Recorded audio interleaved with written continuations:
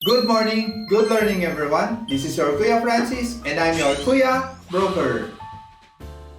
Mga ka-property, kung kayo po ay may kakilala or may alam na problema sa nabiling portion ng mother title, pakitype naman po ang story nila sa comment section below. For today's vlog, I will share to you kung paano hatiin ang mother title. Number 1, i-check po natin kung ang mother title ay may annotation. Maigi ay cancel muna kung meron pong annotation. Kasi pag na-subdivide ang title, kasama pa din po ang annotation. Mas makakatipid po tayo magpa-cancel ng annotation while naka-mother title pa po. Usually kasi, ang singil ng mga abogado ay per title. Number 2, kumuha po tayo ng isang licensed geodetic engineer. Sabihin po natin kung ilan po ang maghahati-hati at kung meron po silang idea kung paano ang hatian. Kailangan din po maglagay po tayo ng reasonable right of way kung kinakailangan. Kung kailangan po ng right of way, maigi po na kasya ang 4 wheels para hindi po tayo magka-problema in the future.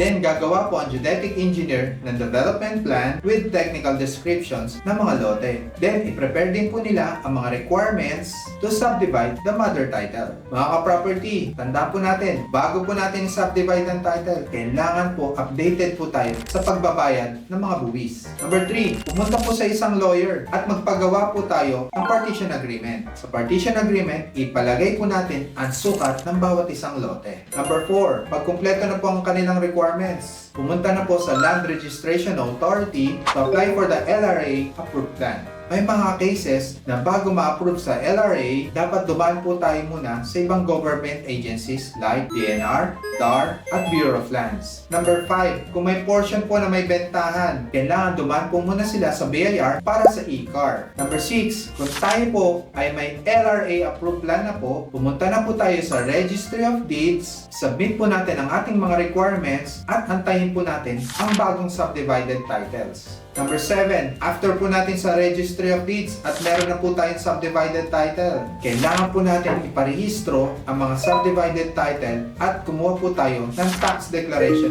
sa ating munisipyo or sa City Hall. Each title po, dapat po meron tax declaration. Iba-iba po ang concern sa mother title. Maigi po ay magpakonsulta tayo sa abogado or magpa-assist po tayo sa isang broker or ahente na magaling mag-subdivide ng title. Sana po ay nakatulong ang aking video. Kung sila po ay may katanungan, pakisulat lang po sa comment section below. Again, this is your Kuya Broker. God bless po sa ating lahat.